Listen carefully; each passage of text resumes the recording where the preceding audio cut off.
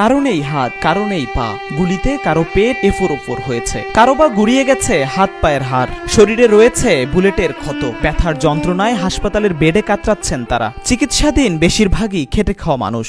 জীবনের শঙ্কা ছাপিয়ে এখন তাদের বড় দুশ্চিন্তা সংসারের বোঝা। পায়ে 4টা গুলি লাগছে, এটা বড় বিষয় না। বড় বিষয় হচ্ছে যে আমার 2 মাসের একটা বাচ্চা আছে, আমার 3টা ভাই আছে ছোট ছোট, তাদের পড়াশোনা করাইতাম আমি নিজে, আমার ফ্যামিলি আমি নিজে চালাইতাম। এখন এই দুর্দশায় আমার ফ্যামিলি আমি কিভাবে চালাবো? বৈষম্য বিরোধী আন্দোলন চলাকালীন রাজধানীসহ সারা দেশে সংঘাত সংঘর্ষ ছড়িয়ে পড়ে। এ সময় পুলিশের গুলিতে আহত হন অগণিত শিক্ষার্থী সহ সাধারণ মানুষ। ফার্স্টে আমার গুলি করছে, এটা আমার শরীরে লাগে নাই, শুধু ছলাগুলো আমার এই হাতে লাগছে, হাতে পরে আবার গুলি করছে, ওই গুলিটা আমার এই হাতে লাগছে। হাসপাতালের বেডে শুয়ে ভবিষ্যতের কথা চিন্তা করে চোখে মুখে অন্ধকার দেখছেন আরিফুল ইসলাম। ঋণের টাকায় করতেন ব্যবসা, প্রতি মাসে দিতে হয় কিস্তি। 3 ভাইয়ের পড়ালেখার পাশাপাশি চালাতেন 8 সদস্যের পরিবার, রয়েছে 2 মাস বয়সী একটি বাচ্চা। এখন কি হবে আরিফুলের সংসারের, কিভাবে চলবে আগামী দিনগুলো? আমি 4টা গুলি খাইছি, এর থেকে আমার বেশি টেনশন লাগতেছে আমার ফ্যামিলি কিভাবে চলবে। ডাক্তার বলছে আমাকে কমসে কম 1.5 থেকে 2 বছর বিছনায় থাকতে হবে। এই 1.5-2 বছর বিছনায় থাকি আর আমি কিভাবে আমার ফ্যামিলিটাকে চালাবো?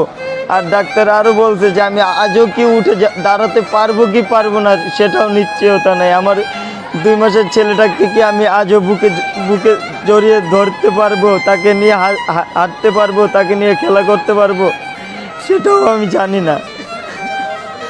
পঙ্গু হাসপাতালের বেডে কাতরাচ্ছেন পানি বিক্রেতা মোহাম্মদ শফিক। গুলি লেগেছে পায়ে, এখনো করা হয়নি অপারেশন। এক ছেলে ও বউসহ 3 জনের সংসারের একমাত্র ভরসা তিনি। এখন নিজের জীবন নিয়ে শঙ্কার পাশাপাশি ভর করেছে পরিবারের ভরণ পোষণের চিন্তা। আমি 2 দিন মজুরি পানি বিক্রি করি আর কি, গাড়িতে ঠিক আছে। ওই ছাত্র আন্দোলনে যোগ হওয়ার পরে আমার পায়ে গুলি লাগছে। এখন আমার কি হবে? এই যে আমার ছেলে সন্তান, আমার বউ আর এই যে ছেলে, সেখানে এখন মনে করেন যে কীভাবে চলবো, ভবিষ্যতে কি হবে না হবে। অপারেশন করা হয় নাই, গুলিও বের করা হয় নাই, এখন কবে হবে কি আসে বিষয়, ঠিক আছে। একটা টাকাও নেই, আমি দিন মজুরি, আপনারা জানেন যে পানি বিক্রি করে আর টাকায় পাই। পুলিশের গুলিতে পঙ্গুত্বকে বরণ করতে হবে অসংখ্য মানুষকে, চিকিৎসকরা তাই বলছেন। কারো কাটা পড়েছে হাত, কারো কাটা পড়েছে পা। এমন একজন গাড়ি চালক মোহাম্মদ মুস্তাকিন পুলিশের গুলিতে হারিয়েছেন নিজের পা। 60 থেকে 70 হাজার টাকা ধার দেনা করে অপারেশন করলেও ভবিষ্যতের দুশ্চিন্তা কুরে কুরে খাচ্ছে তাকে। আমি চাকরি করি, পেশাগত একজন ড্রাইভার। আমি মিরপুর 10 নম্বর চাকরি করতাম। ওখান থেকে আপনার ডিউটি শেষে বিকাল আনুমানিক 3:30টার দিকে বাসায় ফেরার সাথে, ডিউটি শেষে বাসায় ফেরার পথে পা হারিয়ে ফেলেছি। মানে পুলিশে গুলি করছে, গুলি করার পর আপনার ওই পা গুলি লাগিয়া ভাঙে গেছে আর কি। পর আপনার ওই বিভিন্ন হসপিটালে ঘুরা প্রায় 60-70 হাজার টাকা খরচ কইরা পা রাখার সম্ভব হয় নাই। কোটা সংস্কার আন্দোলনের মধ্য দিয়ে সরকার পতন হলেও স্বপ্ন ধূলিসাৎ হয়েছে হাজারো বাবা মায়ের। হাসপাতালের বেডে শুয়ে ব্যথার যন্ত্রণায় কাতরাচ্ছে 12 বছরের শাহরিয়ার।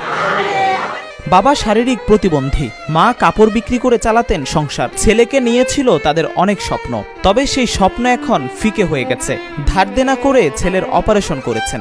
আমার নাতি শাহরিয়ার মাত্র ক্লাস 6-এ পড়ে, 12 বছর বয়স। ওর ভবিষ্যৎ অন্ধকার হয়ে গেল, গুলি খাইছে।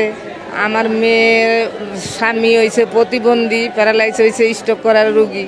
আমার মেয়ে কাপড় বিক্রি কইরা সংসার চালায়, ওই সংসারও এখন চলে না। ধার দেনা কইরা কর্জ কইরা চিকিৎসা করতেছে।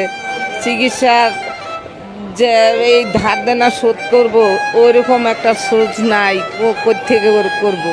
গুলিবিদ্ধ শিমুল আহাদের জীবন যেন কষ্টের গল্পগাথা। বাবা ছেলে মিলে সংসার চালাতেন, করতেন ডেলিভারি ম্যানের কাজ।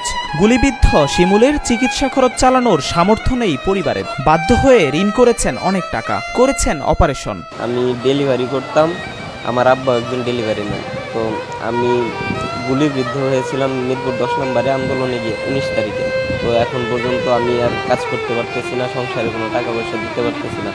কারণ আব্বার উপর খুব প্রেশার পড়তেছে, তার উপর অনেক টাকা খরচ হয়েছে, ধার ঋণও অনেক হয়েছে। তো অনেকে ফাউন্ডেশন থেকে টাকা দিয়ে গেছে, তো এখন চলতেছে না আমাদের। এ বিষয়ে জাতীয় অর্থোপেডিক হাসপাতাল ও পুনর্বাসন প্রতিষ্ঠানের পরিচালক অধ্যাপক ডাক্তার কাজী শামীমুজ্জামান বলেন, 15 জুলাই থেকে 13 আগস্ট পর্যন্ত পঙ্গু হাসপাতালে 637 জন রোগী ভর্তি হয়েছেন। আহত সকল রোগীকে বিনামূল্যে চিকিৎসা দেয়া হচ্ছে বলে দাবি করেন তিনি। গত 15 থেকে পর্যন্ত আমাদেরকে 637 জন রোগী আমরা এখানে আসছিল, এখন ভর্তি আছে 130 জন। 130 জনের ভিতরে মোস্টলি হলো এটার ওপেন ফ্র্যাকচার আছে। আপনার ওপেন ফ্র্যাকচার বলতে আপনার বোঝে যে হাড়ও ভাঙা আছে, রক্ত মাংস চামড়া এগুলো থেতলে আছে। তো আমরা তাদেরকে অবজার্ভ করতেছি যে উপরের যে চামড়া মাংস এগুলো যদি ভালো অবস্থানে যায় তাহলে আমরা তাদের হাড়ের ডেফিনেটিভ চিকিৎসাটা করে দিতে পারবো। এবং এটা একটা পর্যায়ে এখন চলে আসছে, আমরা গতকালকে থেকে তাদের ডেফিনেটিভ চিকিৎসাটা শুরু করছি এবং তাদের চিকিৎসা ব্যবস্থাপনার জন্য সরকারিভাবে আমাদের কাছে নির্দেশনা আছে এবং তাদেরকে সমস্ত কিছু বিনামূল্যে সরবরাহ করা হচ্ছে। আহত এসব শিক্ষার্থী ও সাধারণ মানুষ ভবিষ্যতে যেন ডাল ভাত খেয়ে বেঁচে থাকতে পারেন এরকম একটি কর্মসংস্থানের দাবি জানিয়েছেন সরকারের কাছে। যেহেতু দেশের জন্য আমি একটা হাত দিয়ে দিয়েছি, এখন আমার দাবি হচ্ছে যে দেশ আমাকে কিছু দিলেই হবে, যে আমি পরবর্তী জীবনে কিছু করে খেতে পারি আর কি।